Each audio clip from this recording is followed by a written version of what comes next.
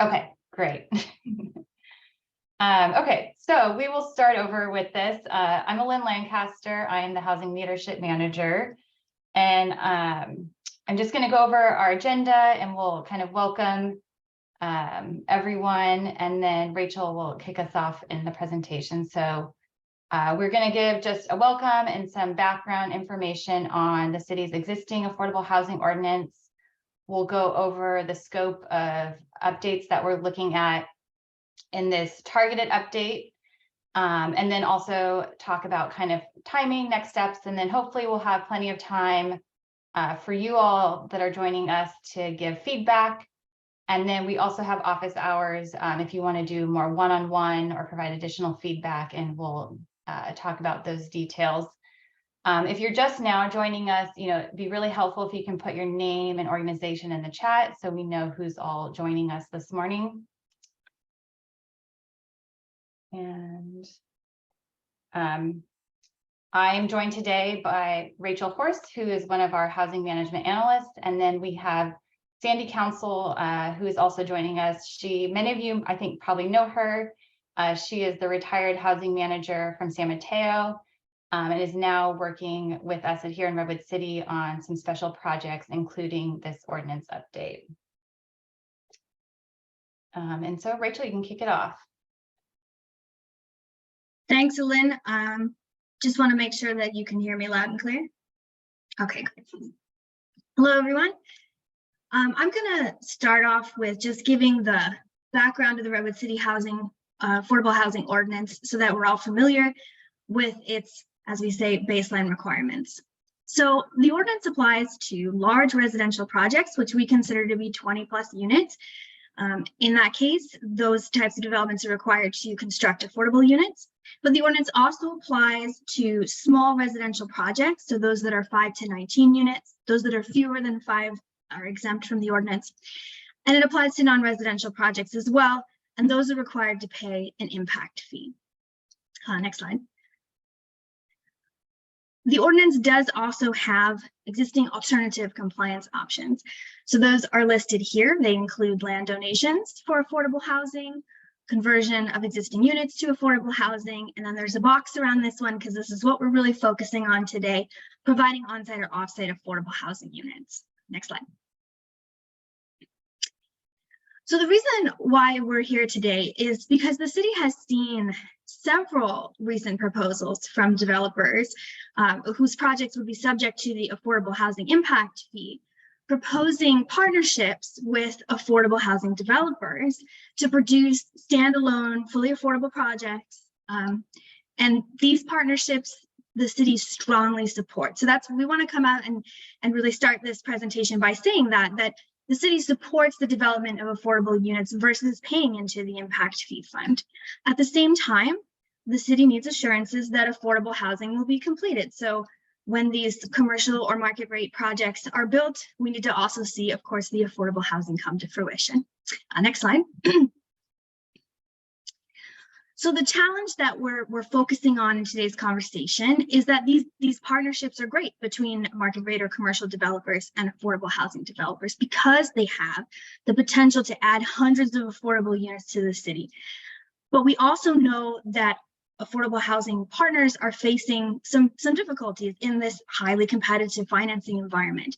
And so the reason why we're looking at the ordinance is to provide flexibility for projects, and I want to emphasize this, affordable projects seeking tax credits. So we're looking at LIHTC projects. Other projects would still be subject to the ordinance as is. So we want to provide flexibility for those projects that are seeking tax credits, but also to keep the market and affordable components of a project linked. Next slide. So I'm going to get into the scope of the ordinance updates that we're discussing today. Next slide. And just before I take these one by one, we'll also go over the context of what we're calling the 2023 targeted update. So for these updates, we're looking at 2 areas: concurrent delivery of units and the definition of affordable rent. So I'm going to cover that in subsequent slides. And just so everyone is aware, the city is also undertaking a more comprehensive ordinance update which is included in the city's housing element work plan as part of the housing element update, when that has a completion date of 2026.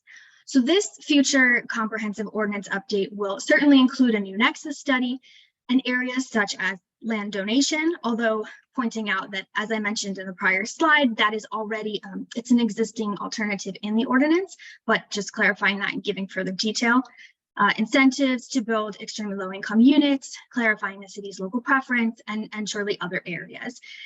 And before I get into areas 1 and 2 for the targeted update, we just want to point out that, the ordinance does have these not only existing alternatives, but the opportunity for developers to propose alternatives to these requirements. And the city can and has been negotiating these types of alternatives with developers that have resulted in some of these, creative arrangements. Also pointing out that, because we have this 2026 completion date for the comprehensive ordinance update, that's one of the reasons why we're focusing on these 2 areas today for the targeted update. And just the reality of the fact that we have limited resources, as all staff do, limited time, and we would have to deprioritize certain areas of our work plan if we were to take on all of these areas at the same time.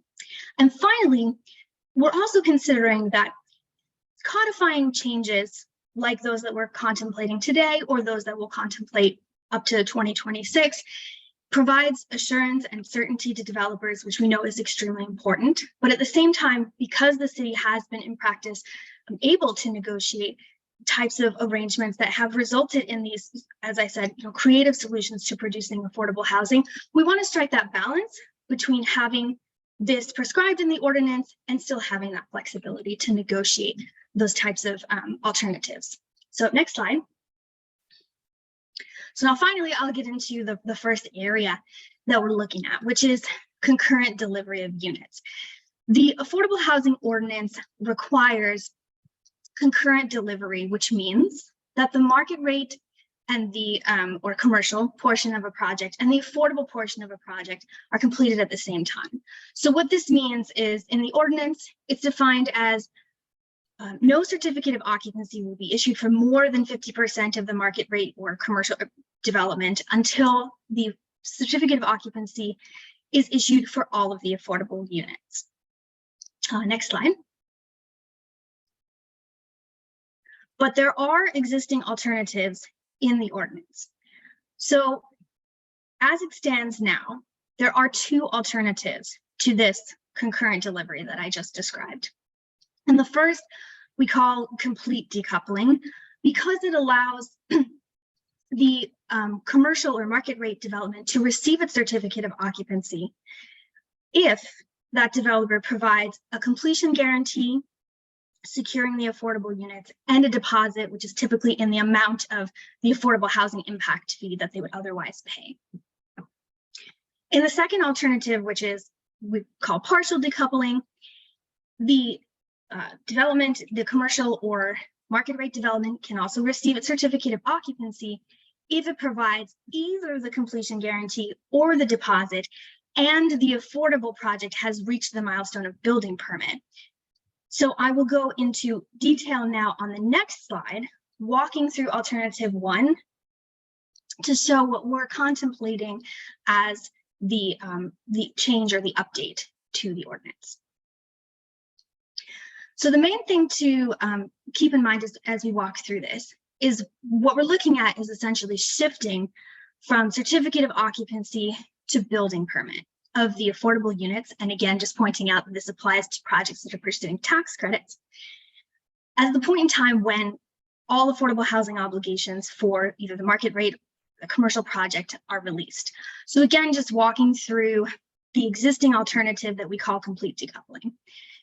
The market rate or commercial project can start construction and receive a certificate of occupancy if it provides that deposit in the amount of the affordable housing impact fee and the completion guarantee securing the affordable units. We say it has no connection to the affordable housing because it can receive its certificate of occupancy. However, the deposit is returned and the guarantee released upon certificate of occupancy for the affordable units. And there's a little asterisk at the top there because we want to point out that the ordinance already provides that, and this is at the bottom, that the affordable project has to complete construction within 5 years of the first building permit that is issued. So after 5 years, the city does have the right to keep the deposit or exercise its right under the completion guarantee. So it's not an indefinite period of time there for that last square on the chart.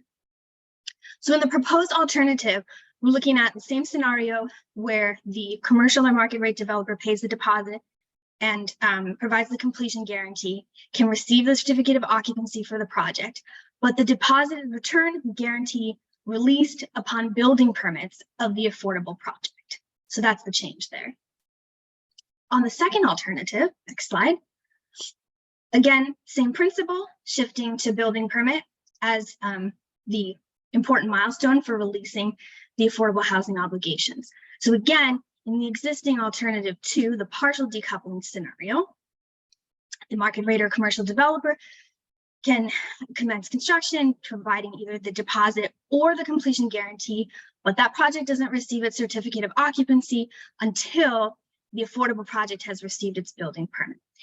And then under the existing scenario, the deposit would be returned or the guarantee released upon certificate of occupancy for the affordable units.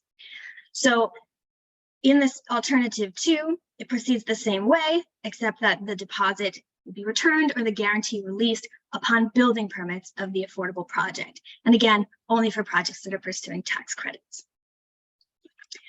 So that summarizes, next slide. That summarizes the concurrent delivery changes. And if you have thoughts about that or questions that you can't hold until the end, you can definitely feel free to put that in the chat, but I'm going to move to the next area, which is the affordable rent definition, and then we can discuss all of it at the end. So this change was requested by some affordable housing developers. Staff does not have a recommendation at this time, so we are seeking your feedback on this potential change. And what the potential change is to allow a tax credit finance project to use TCAC rents instead of health and safety code rents. And in the next slide, we'll go over what that means. So currently in the Redwood City Affordable Housing Ordinance, affordable rent is defined based on Section 50053 of the California Health and Safety Code. And I'll just keep saying Health and Safety Code. The Health and Safety Code calculates affordable rent using the following. And these are these bullet points here, taking 30% of 50% AMI, 60% AMI, or 110% AMI, and it uses very low, low, and moderate categories. TCAC, which is the low-income housing tax credit, affordable projects use TCAC maximum rents. TCAC defines low income as 30% of 80% adjusted AMI. So just comparing that to the Health and Safety Code, we're looking at 30% of 80%, which is different. It's not 30% of 60%, and it's also an adjusted area median income. And so what this results in is higher rents for low-income units. So we'll try to demonstrate in the following slide how this plays out. So what we provided here is just an example using a 3-person household, which tracks with a 2-bedroom unit. So we look at the AMI of $149,400 for a 3-person household. And what we're comparing here is what the Health and Safety Code uses as its basis to calculate that rent. So we're taking 30% of that and then dividing it by 12 for the monthly maximum rent, versus what TCAC would use for the basis to calculate the rent. And so that is why we're showing here mathematical percentage, because the Health and Safety Code takes 60%, and that's that right-hand column, of the AMI for the 3-person household, whereas TCAC is taking an adjusted amount, and that is because they're following what HUD does, which is adjusting upwards for a high-cost area. So it results in already in that basis using the maximum income for calculating rent, a higher percentage, and that's at 67%. So just comparing here at 60 or at 80% AMI, you can see the differences in the incomes that are used as that basis for the rent calculation. Next slide. So in this next slide, we're comparing the rents for a 2-bedroom, TCAC and Health and Safety Code, 30, 50, 80% AMI, and then extremely low up to low. And you can see that there is a difference. It's not huge between 30% extremely low or at the very low level, but at the low income level, comparing to 80% AMI, there is a significant difference between the two rents. And we've also shown HUD, fair market rent, or FMR, which HUD released this to reflect the going rate on the market. And you can see that the 80% AMI 2-bedroom rent is actually a little bit higher than HUD FMR. And of course, it's higher than the Health and Safety Code 2-bedroom. So that's what we're looking at, comparing these two methods. Next slide. But as I've said, there are several things to consider when looking at using Health and Safety Code versus TCAC rents. And so we just laid out some of those initial considerations that staff has been mulling over. And again, we're seeking your feedback. One area that is very important, especially in the context of Redwood City, because we've seen so many of these types of projects, is the interaction with state density bonus law. So the Redwood City Affordable Housing Ordinance has its own requirements for providing essentially 20% affordable units in a project. Fulfilling that requirement in the ordinance counts towards the state density bonus. So projects that would like or need a density bonus, concessions, or waivers can qualify towards those concessions, waivers, and bonus by fulfilling the city's ordinance. The state density bonus law also refers to the Health and Safety Code for its affordable rent definitions. So there's some alignment there.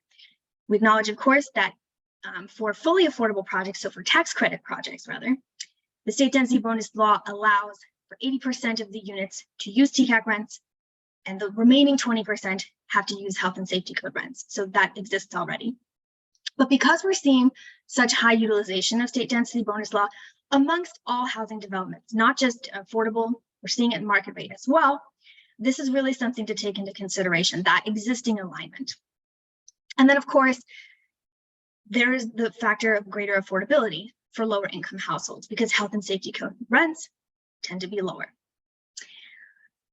Using TCAC rents has an advantage, of course, because it provides more flexibility for developers. It provides more financial feasibility for the project. It provides an additional buffer to make a project financially feasible. However, it can also introduce a level of complexity, because if you're using state density bonus, there's already that requirement there to use Health and Safety Code rents. And in Redwood City, we are seeing that 80% AMI units are leasing up rather slowly. And so that's another thing just to take into consideration about the market in the city. Next slide, please. So before we get into our conversation, hear back from you about these two areas, we want to remind you that there are office hours that you can sign up for if you want to continue the conversation or send a colleague to talk one-on-one with staff. We still have availability tomorrow and Friday. You follow this link to sign up, and I think we're going to drop it in the chat as well. So that's a 30-minute time slot you can have with us if you'd like. And then in terms of next steps for these targeted updates, we are aiming to undertake these updates in conjunction with the housing element zoning ordinance update. That time frame is March to May of this year. And in closing, before we kick off our conversation, we just once again want to give the reminder that the Redwood City Affordable Housing Ordinance does already allow for several alternatives to its requirements, and it allows for developers to propose creative alternatives to its requirements. And so we want to keep that in mind as we have this conversation, and being able to maintain that even as we undertake some of these changes to the ordinance. Okay. Next slide.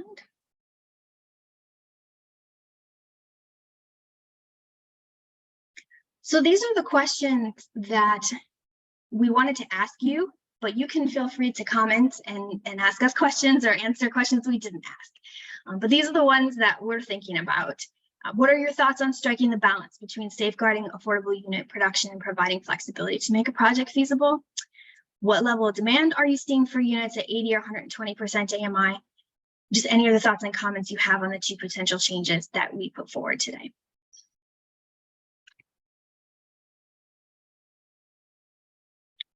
And I think that concludes my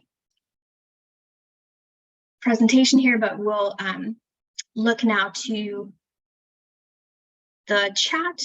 And if you have comments as well, I think we can probably go off mute. Let's see what we have. I'm going to attempt to moderate as well, but all of us can answer questions.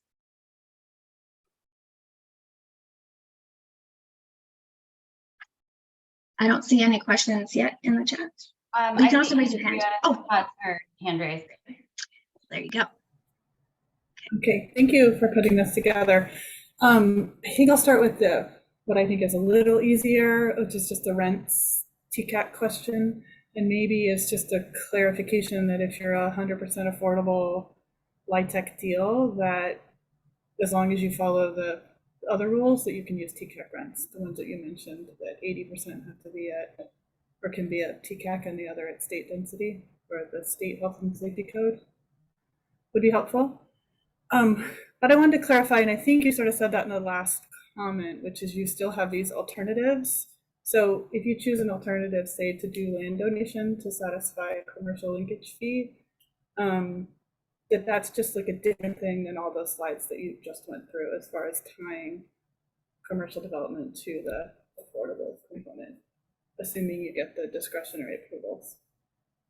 Yeah, I'm happy to answer that question. So land donation is an allowable alternative already under our ordinance.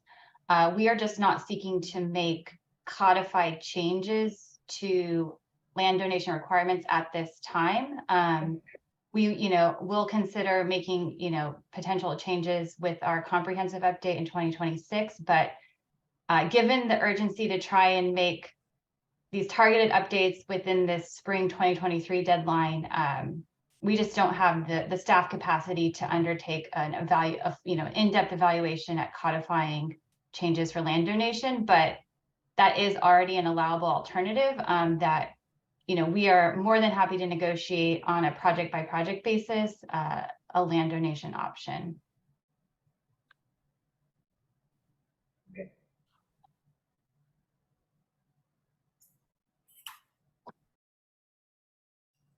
Thank you. We'll give the floor to others.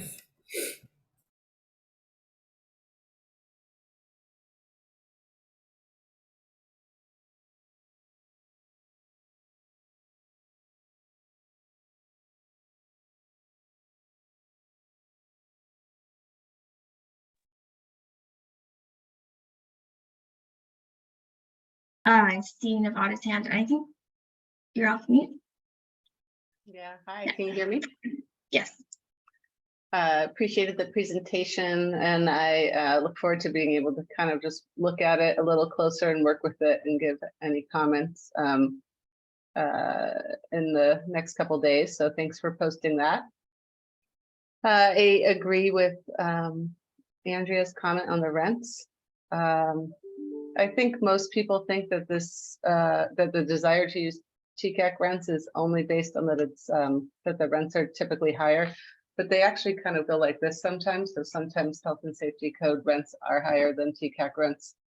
And one of the main issues is that they have different occupancy standards. So it's a lot of compliance. And when I think about MidPenn's general policy agenda, number one is like making these programs simpler and not having different state and local rules kind of conflict with each other, because that's a whole category. And this is, one of 100 examples where I think government simplification is in our best interest as a whole sector, making these projects easier to do, easier to comply with in the long term, has real benefits. It will attract more partners. And also, I think we need to be able to evidence always that these deals can be done. And so, the harder that they get at every level, that's a global issue.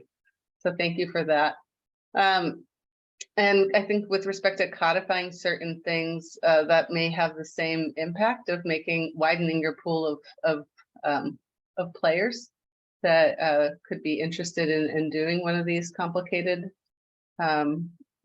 types of deals. It is a complicated structure. Midpenn has deep experience with it, and they do take a lot more time and complication at every level to get all the way through. So in all the areas, you know, simplifying, codifying so that it is clear before having to take, you know, 6 months or a year's worth of meetings, kind of hammering out the issues.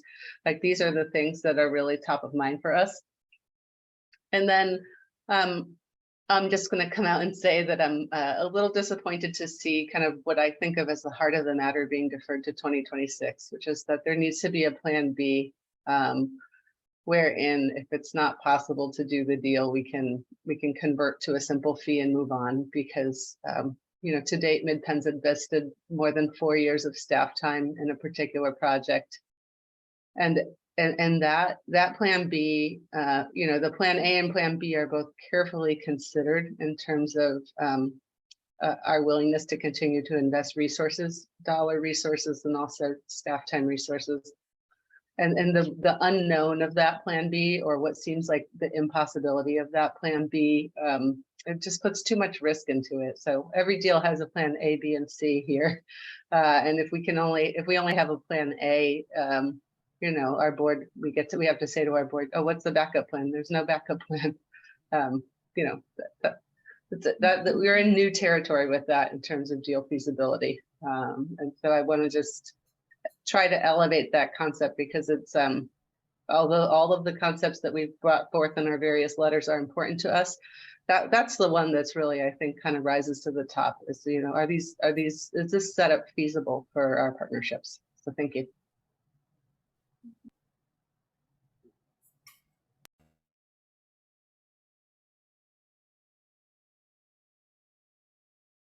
Nevada, oh, never mind. I see another hand's raised. Sarah? Thanks. If you want to ask your question to Nevada first, I can hold my okay.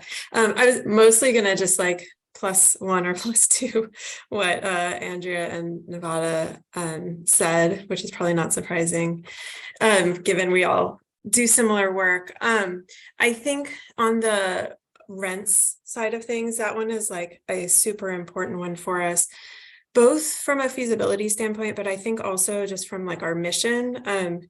You know, a lot of these projects now kind of need those 80% units to cross-subsidize the lower ELI units. So it seems a little off to us that like TCAC is going to allow us to have 80% AMI units, but those renters in particular seem to actually get the kind of most benefit in terms of like paying below what, you know, TCAC says they can afford. So I think there's a little bit of a mismatch there in terms of us wanting to kind of more deeply subsidize the lower income, or the ELI residents. And, you know, because resources are so limited right now, having those 80% units, even if it's just a small handful, or even if they're like at 70%, but TCAC rents helps us avoid having to also go apply for vouchers to support those 30% AMI units when vouchers are really on short supply right now too. So I think that's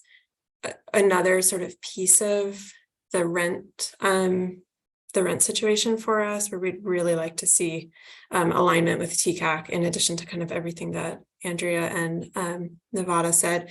I think the other thing I would just say on the not codifying the other options is like uncertainty is so challenging for us in so many ways, in how we, you know, assign staff resources, and how we work with our lenders and investors and things like that. So it's just, you know, on the project that we're working on right now with our commercial partner, it would just be so much easier if we had a little bit of certainty about what we will be able to do. And I think I was thinking about that primarily in terms of the different alternatives and options, but I think the comment Nevada made about having a plan B is a good one too, and something to just kind of keep at the top of the conversation. Can I ask, and I don't know if you have projects in near Redwood City or in San Mateo County, just what you're seeing in terms of lease up rates for units at 80% AMI. I think we have several projects that are currently leasing right now with 80% AMI rents, and they seem to be having a hard time filling units. And so I think that is a concern we have of just the rents are so high and so close to, you know, the FMR that the level of demand won't be there. So just, you know, if you can speak to that experience. I can say for us, we don't have anything yet leasing up at 80% AMI rents. Since kind of that change in the LIHTC rules, we don't have any of those units yet. What we've been doing though is in our underwriting, we often are underwriting them at lower rents, but having the flexibility to be able to go higher if we needed to, if the market changes, I think would be really helpful. We do have a project nearby. It's not leasing up yet, but it's going to go even higher. You know, it's going to serve more like a educator housing level, but again, similarly, we're kind of looking at the market, and then even though we're allowed to go higher, we may self-select or you know, choose to go lower just to make sure that we can rent up. Maybe I could just jump in here and say that in 2 examples, you know, what Sarah's saying is a similar strategy that many of us use to restrict at one level and then underwrite at something that's different. And so in certain neighborhoods, because for the county of San Mateo, the rents are almost the highest in the state. So you really are bumping up against market in a way that's more extreme even than some of your neighboring counties. You know, in Bellhaven, for instance, we're underwriting at 60%. The 80% units are being underwritten at 60% for that project that's under construction. And then we're leasing up a project right now in Belmont. And the 1s and the 2s at 80 have been filled, but the 3s are where the rents, you know, over $3,000. That's been a challenge, and we might have to do some changes there. So that's real-time information as of yesterday's lease-up call, folks. So.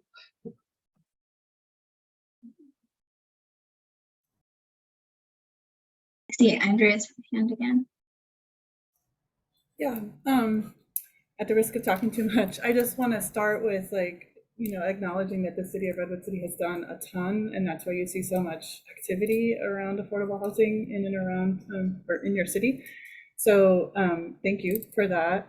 And particularly for Eden and others here, I think with the loss of redevelopment agencies, like these kinds of inclusionary zoning ordinances really do replace what RDAs used to do, which is create opportunities for us to have a project. And with the cost of land in the Bay Area and how competitive it is, you know, having a market rate partner being willing to like go at risk and get that land for you is really huge. So just like don't forget that. And I think you saw a lot in the last, like in the cycle when it was on the upswing, you saw a lot of our market rate partners saying yes to a lot of things and saying yes to a lot of uncertainty. But we are absolutely in a different kind of real estate market right now where they're less bullish on those things. And so I think you're going to see a lot of deals that you might have been able to get through with some of that uncertainty and that open-ended obligation that they're really signing up for, because they're signing up for an open-ended obligation if they're choosing to deliver units with us. But I think that could change just given where the market is. And so I do think if you want to keep these things moving, you're going to have to probably have a lot of one-off negotiations prior to making a big change in the ordinance. So, thank you.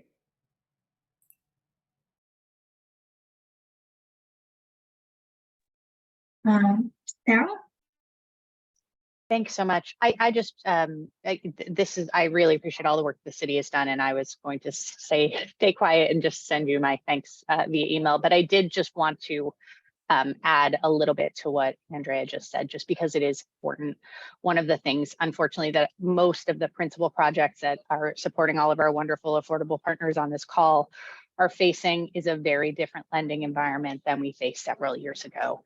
And so the extreme difficulty with getting financing for a primary project is very challenging right now. It's not just high interest rates, but it's actually the difficulty, you have to have the best project in order to get lending. And the more constraints there are on the project that concern lenders, the more difficult it is to move that project forward. So it's just a narrow thing that we face in getting financing for our projects that I appreciate Andrew raising. I just wanted to add a little color to.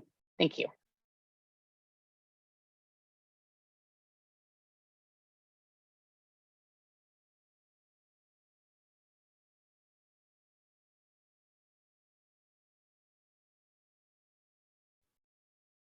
We still have plenty of time, so I don't know if anyone else has questions. Or if you want to sign up for office hours. I think if all the office hours do fill up, we are considering adding some for the following week. So, if you did sign up and you're seeing things full, feel free to reach out to us. We're happy to set up additional times to meet. And I don't see anything else in the chat. Oh, great. I think Ali, sorry. If you're speaking, oh, there you go, you're unmuted. Ali was right, you got it. Yeah, I just want to echo a lot of the previous comments. Redwood City has been really phenomenal on housing, but without these changes on like a timeline of 2023, I don't think the city will be able to continue that legacy. And just focusing specifically on the timeline, looking at our housing element, which kind of goes on 8-year cycles, I don't think delaying, and I'll take this quote directly from Nevada, but she put it perfectly, like delaying the heart of the matter until 2026 is going to have substantial effects on our housing stock. I think it's really important that we prioritize getting these changes evaluated sooner. And from this room and all of the wonderful comment letters that have been coming in, I think we have a good coalition to work together to get those changes going by 2023. I also do have a meeting with staff on Thursday. Really appreciate staff being so responsive, and I look forward to continuing the discussion there.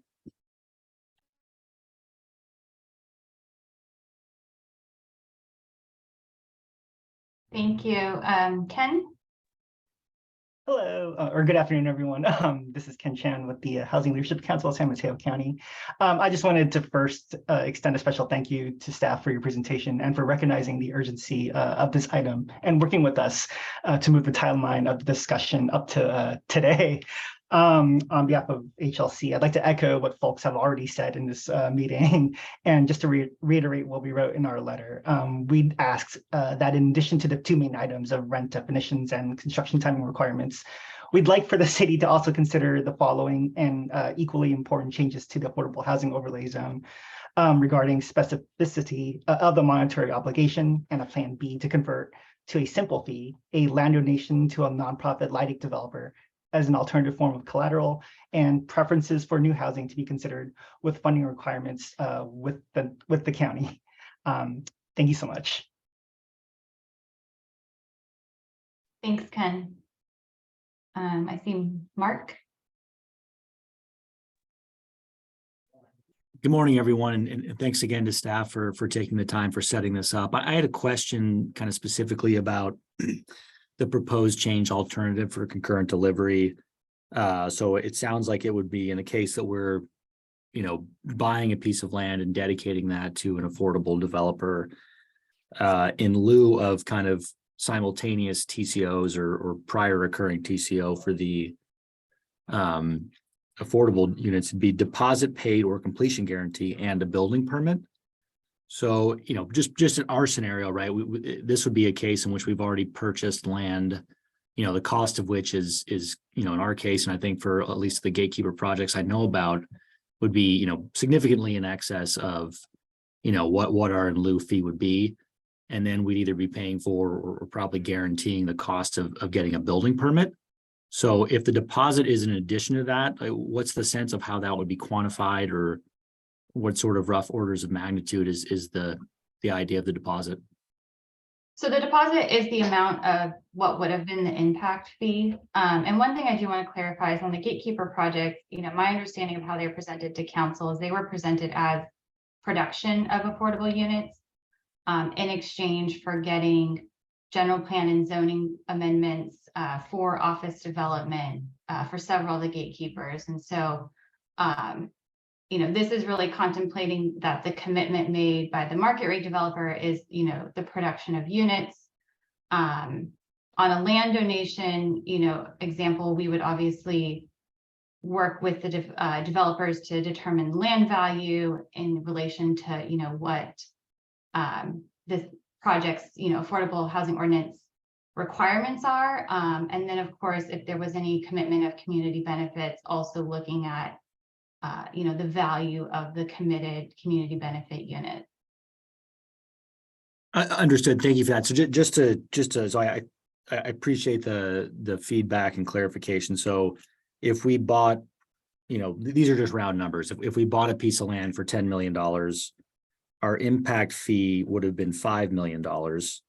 We would meet the obligation by buying the land, dedicating it, the affordable partner achieving building permit, and then making a deposit of $5 million, which would be refunded to us once the affordable was complete. Right now, the deposit would be refunded when the affordable units are complete. What we're contemplating for tax credit projects is it would be refunded when the project pulls building permits. So that it's shifting when that obligation gets released. Okay, so maybe I misinterpreted the slide. So we would be for our proposal, we're working with Eden, we're buying land, dedicating it to Eden. As soon as Eden pulls a building permit, we would then be decoupled with no further risk. Gotcha. Okay, thank you. Sorry, I misinterpreted the slide. Yes, yeah. And I think what we really recognize is that in particular with tax credit projects, that in order to pull building permits, that project has secured all of its financing. It's made, several commitments to even guarantees to its investors. And so we recognize that those are significant milestones and that the risk of a tax credit project not completing construction is very low and that it has a very low failure rate, which is different than other projects where they can pull building permits and start construction without necessarily having all of the financing in place. So we recognize with tax credits, it's a more unique situation in that the risk is very low. And so that's where the obligation gets decoupled earlier on in the process. Yeah, I appreciate the clarification. Thanks a lot.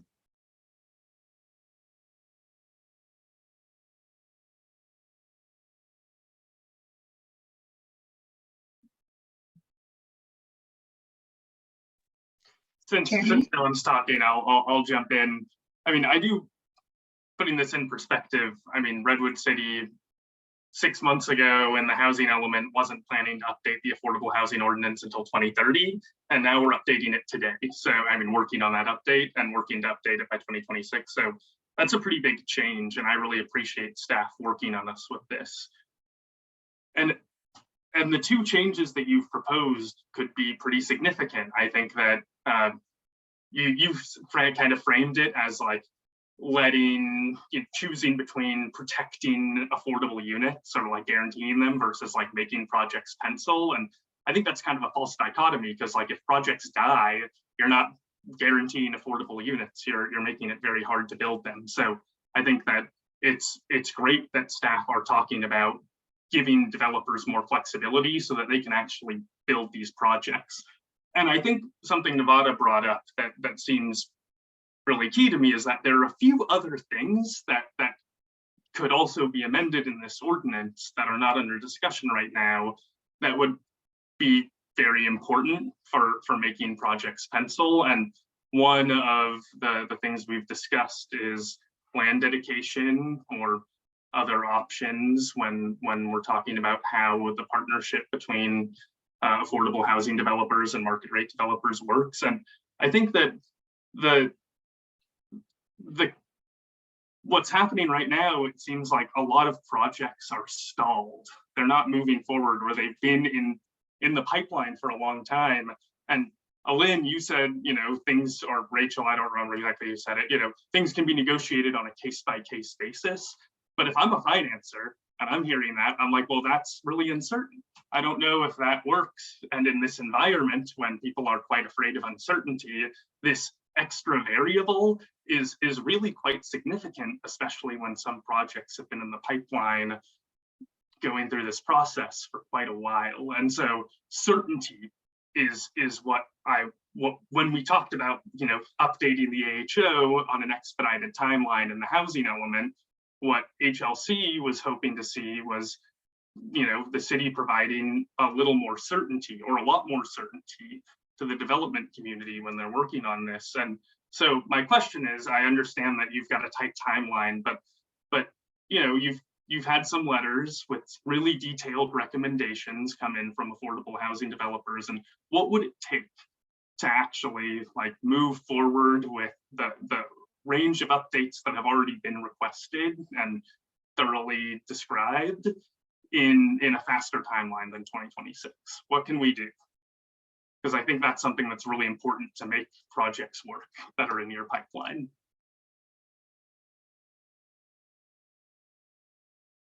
I do want to have a clarifying comment first before answering your question.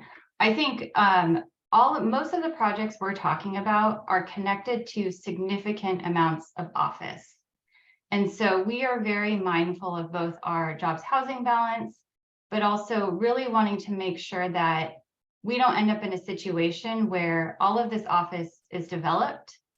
And, you know, at the beginning, there was commitments that affordable housing would be built in conjunction with the office. And at the end of the day, we are left with all this office developed, but no affordable housing developed in conjunction with it. And that's really what our biggest concern is, in connecting, you know, having these coupling requirements and having some safeguards, is making sure that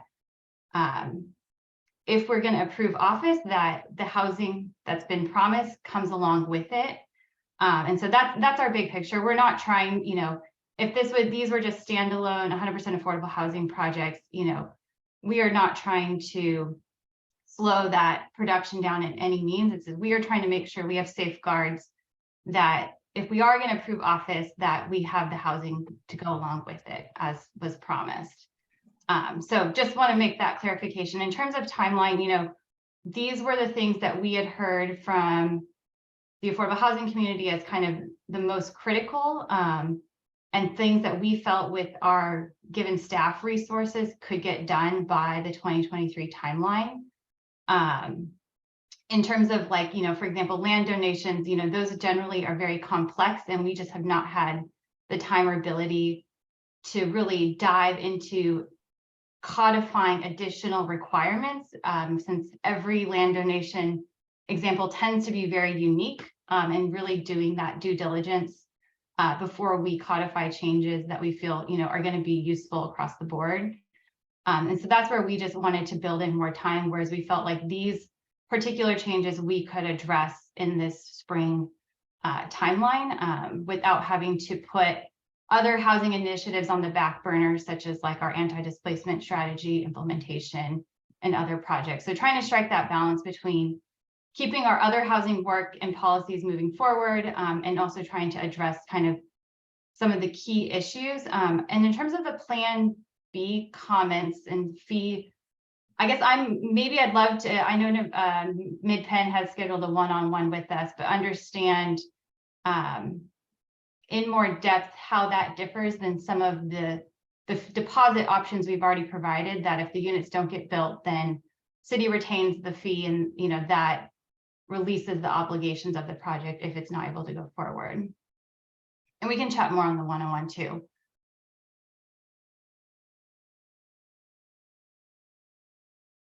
I guess I would say that the Plan B is something that with our partners, we spend a lot of time, like months and months and months, negotiating the details, and all that work that we put in up front with each other and with our attorneys. It's a very expensive process.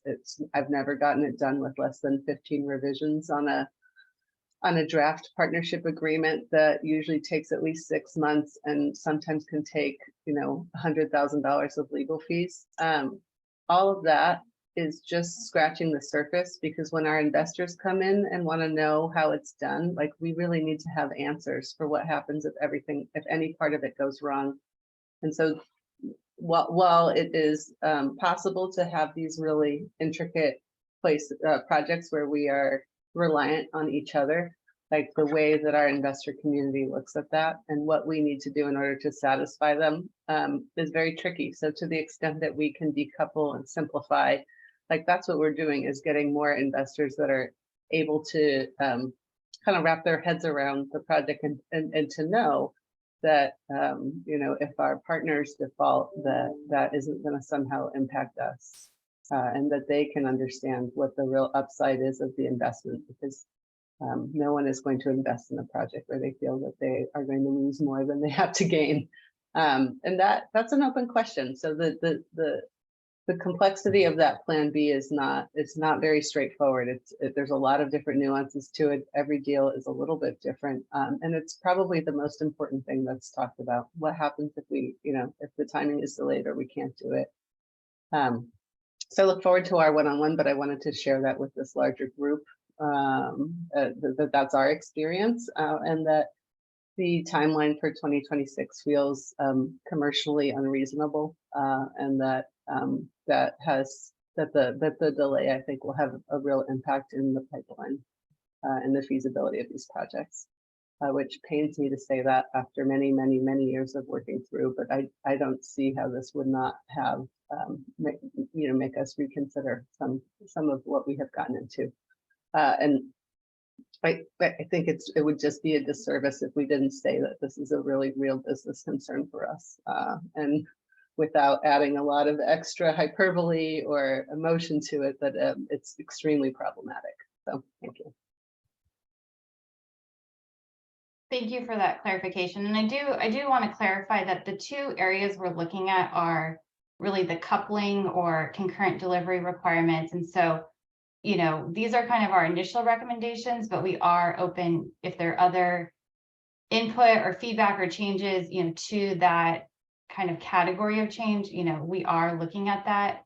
I'm not sure if what you have in mind for Plan B goes beyond the kind of concurrent delivery standards, but just want to put that out there. If there's other ideas that you have around, you know, concurrent delivery, coupling, decoupling, you know, please share them.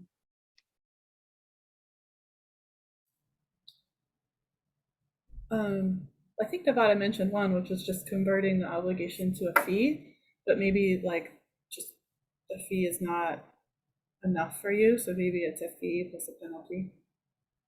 Just spitballing. Right. And this comes up more with the residential, right? Because you can't pay a fee. Right, Nevada, is that what?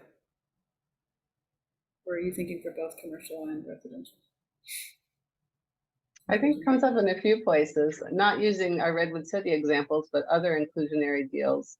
You know, when a partner has not been able for timing reasons to produce whatever they're obligated to do, we often see either a letter of credit or some sort of alternative to posting the full amount, because if you've gone and it's almost like a double hit in some ways, that you have to reserve the money to actually get it done on the Plan A scenario, but then you actually have to give that, if it's 5 million, then you also have to, you know, give another 5 million to impound with the city. So it's just like a lot of capital for what should just be one obligation. So I think practically how these things end up working, how your investors will then look at that, like, okay, like what's is complicated and requires like inordinate amounts of financial liquidity and resources to get done in the way. And I'm not sure why the city needs to have something that's that bulletproof. This has been looked at many cities before, and that there are some business ways that we get around that. So, I mean, that's just one piece of it, but I think there's 10 or 15 pieces to how it works that I think we could look at to just make it a little smoother. And look at examples from our cities, be it San Mateo or Foster City, or, you know, inclusionary housing is not a new concept. So we have a lot of examples that we can draw from, and balance that. I know the city needs to see the units being built, and there are other solutions for kind of dealing with some of these timing issues.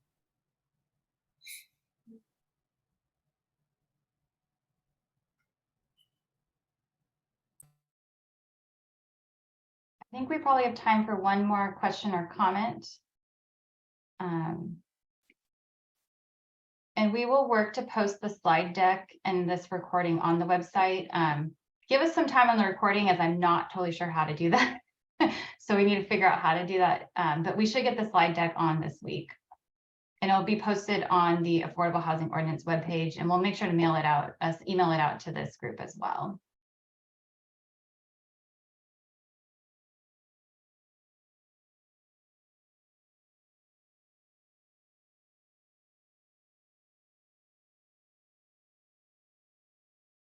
All right, I'm not seeing any more hands raised, so I just want to thank everyone for taking the time to join us and providing this really great feedback.